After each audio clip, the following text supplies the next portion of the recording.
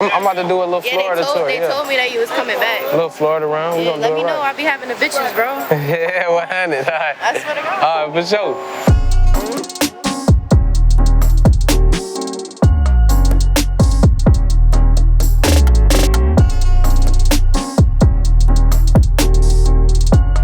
This you? This what you driving today? Yeah, we hopping in. Say no more. All right, we're gonna get in the Sprinter. We'll meet you over there. All right, drive safe. All right. We'll see you in a minute. All right? Yeah. All right.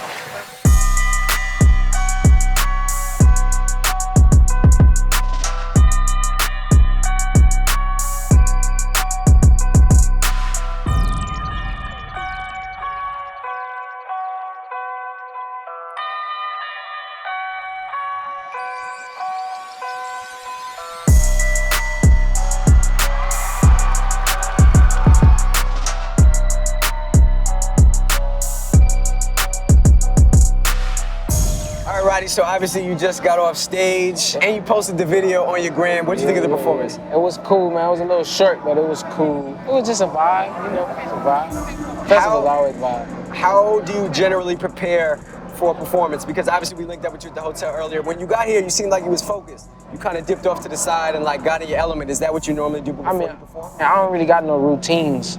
I just be calm, you know what I'm saying? At all times. And so you just got back from the Bahamas, going to the Bahamas, and seeing people in a place that you've never been before sing the words to your music. How does that feel? You know, I mean, I feel like every place singing the words is crazy, because when I used to think so minimal, like only if the city could fuck with me, only if the hood fuck with me, only if. So it's like, for now, it's for it to be like on some whole other shit. It's crazy, you feel me? To me, it's a crazy feeling always. It feels like you've you haven't changed at all since I first met you at Made in America, which was like your first performance that I've seen that was huge when you didn't even know you were supposed to perform. That was it. And that shit, them shit I ain't gonna lie, it was crazy, because 6ix9ine was late, and then Meek was like, yo, Roddy, you about to perform. You didn't even know he was about to perform. You came out there on the main stage at that too. He always look out though, that's big bro, you know, he always look out. That was almost a year ago at this point. Then I saw you at Complex Con, and you had already grown like a bunch of followers. Die Young still hadn't gone gold yet, and that was the day after Feed the Streets tours dropped. Right. And now here we are, you're well over 1 million followers, you done toured the globe.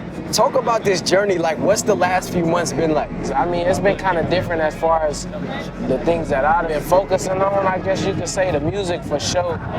But like, just personally, I've been focusing on different things. How was being on tour with a guy like Post Malone at a stadium tour in Europe? What was it like to see that many people in front of you while you're performing? It wasn't a shock. It wasn't a shock. Nah. It felt like second nature. I did the festivals before right. So it was crazy. Of course it was crazy. Doing it every night was crazy. It's like, that shit, you know, you just get used to it. If it's 10 people or if it's 1 million people, do you feel like you're able to put on the same show? Do the same thing. I just did a bar mitzvah. You know what I'm saying? Treat that shit like a festival. Word. Same thing. How was Coachella? It was crazy. Juice brought me out, man. Shout out to Juice, man. G Money, you know, they put that together, man. Pete, you know what I'm saying? They put that together and threw me out there, shit, and we went up.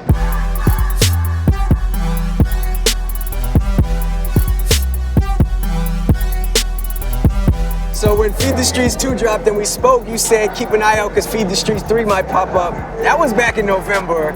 We're many months away. Have we gotten any closer to that? I always feed the streets, so it ain't really you know, we just gonna see. Feed the Streets is coming. I'm always gonna feed the streets. You're actively feeding the streets. Anyway, I'm always feeding, so it ain't like, but we gonna see what come up. What is Rolls Royce music? I make Rolls Royce music every day. A lot of people took it and was like, I never drove a Rolls Royce. Like, why would you name shit? Because people know me for relating to the bottom. But what I was trying to say was, I would like to put out music where you feel like you ride in a Rolls Royce when you listening to this shit. Right. That's what I was saying. Okay, so I thought it was the name of a project. Is it not the name of a project? Is it? It might be the... Roddy, I feel like we know each other well now. You can tell me, bro. See what's going on. I mean, Rolls Royce music is a, you know what I'm saying? I just be seeing what the vibe is, you know? Testing the waters. Seeing what's up. Testing the waters. Are you looking to drop something within the next couple months? Almost definitely. Almost definitely. Just know, summer. Because when I was in the sprint, I heard a couple anthems that sounded like summer bangers, and we ready. Summer is on the way.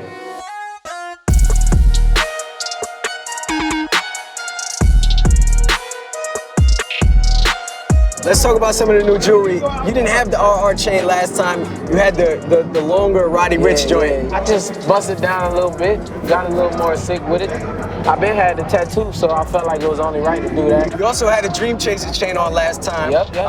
How's everything with me going? Send a tuck, he cool. That's my brother. Always and forever. He was the first rapper. No, Nip was the first rapper on the West Coast. Let me clarify that, because a lot of people were saying that I said this and that. Nipsey was the first artist to embrace me on the West Coast for sure, no doubt. That's hands down, 100. R.I.P. Nipsey Hussle. So Meek was after that, because when Meek was in jail, that's when I was rocking with Nip. I got a picture that actually I got the All Money In and the DC big chain on at the same time. No cap. Me and Meek down, me and Nip down, so it's like forever. You know what I'm saying? On a more serious note, obviously Nipsey Hussle has passed away.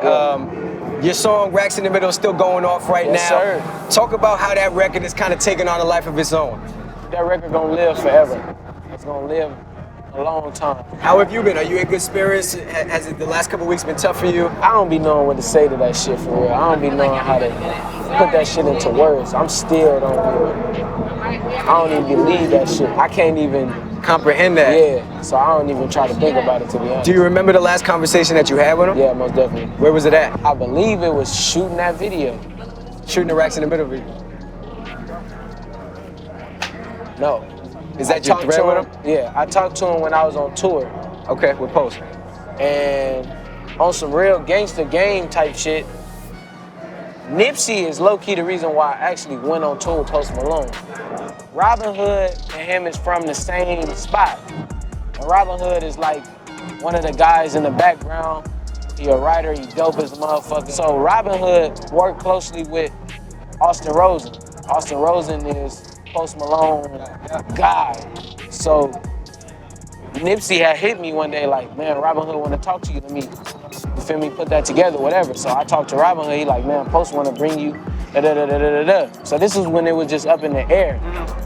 I'm like, all right, for sure, like, shit, just let me know. A couple days go by, Post Malone DM me personally.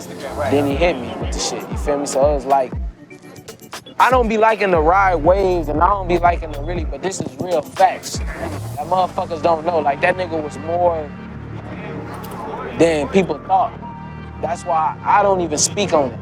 I don't even speak on it because motherfuckers don't know how tapped in and real that nigga really was. So I just let people speak and do their thing. You know, I just let people do whatever they gonna do because at the end of the day, everybody grieve different, everybody do their thing. But I just know personally how much the nigga helped me. Like real on some like, not even wanting to be seen with shit and just really helping a nigga get to another level and not wanting nothing and from helping you out when no credit would come, right? Exactly. Like he linked you with Post and nobody would even knew that. I'll show you the tech, like facts, like nobody even knew, bro, like at all. Do you feel like he was intellectual on a higher level? Hell yeah. Most definitely tapped in. That's why I got prolific tatted on my face. Because I always want to think that way. I want to get my mind on that. That's why I just said my mind in the last couple, you asked me, the last couple of months, my mind been on some other shit, man. I've been trying to really tap into some other shit. Like thinking outside the box, leveling up, growing, doing everything I can do to be a better man, you feel me? In real life, though. For sure. I remember you said that when Feed the Streets 2 dropped, the second it dropped, you were in your hood. This is what you told me last time. Like you were in the hood when that shit dropped, the second it dropped. Now that we're this far away from it, right? And obviously we see, you know, things happen to people in their own neighborhood. Do you feel like maybe you wanted to distance yourself or take a step away for your own safety? Distance myself for my own clarity. You get what I'm saying? Yeah. There is no safety. Safety's not the concern, but it's supposed to get your own mind right. Yeah. Do you feel like sometimes it's a toxic environment? No. It's as toxic as you make it. It just depends on what you're on when you go to that situation or that, you know, time or space. You know what I'm saying? When you just gotta know what you own. You know what I'm saying? Let's talk a little bit more about your music. I remember you said that you don't write anything. No. Have you begun writing anything? No. You still don't write anything? No, sir. Will you ever write anything? No, sir. Never for the rest of your life? No. I ain't gotta write. And ain't no point. It just comes to your mind and you just... Just rap that shit. What's the point of writing? Rapping faster. You just rap. See, writing, you gotta think about the shit, write it down, write all the way the bars out, then be like, no, I wanna change this, do that. Nah, fuck that. I'ma just do the song how I wanna do the song, and that's what it is. Okay. Stamp. So still no writing. Die Young went gold, so congratulations on that. Do you have a record that you think can follow up with that, or that will be even bigger than that? Every song. Every song is Every song will be bigger than this song. That's the beginning. That's the beginning. That was how the I entry came point. in the game. Right, that was the entry point. Yeah, I'm not that. That's over and done with. In my eyes, You're already looking on to the next one. I mean, you know, that's gonna live on forever. But at the end of the day, you gotta keep the ball rolling. You gotta move forward in your, you know what I'm saying? Your drive. When you drop the album, is that gonna be your debut album, or will Feed the Streets 1 and 2? Were those albums or tapes or EPs, or what are you calling them? This next shit is just gonna be world changing. Let's put it like that. World changing. Yeah. I like that. I'm still streaming the same every week. A lot of niggas don't stream the same every week. So it's like, I'm not being cocky or boastful, but this is just the numbers. Nah, and you can be confident in you work hard, you know what I mean? If it's the numbers game, then I mean, I'm not really pressed, but I know my peoples need that. So I'm with my fans, I fuck with my fans, so I'ma just tap in with them, and we gonna make it happen. We ready. Roddy, I appreciate you letting us follow you for the day. Until next time, maybe we'll catch you in the New York stop. You already know, man. And hopefully a new album will be out by then. Let's do it. Say that, Roddy. Appreciate you, bro. Yeah, that was cool.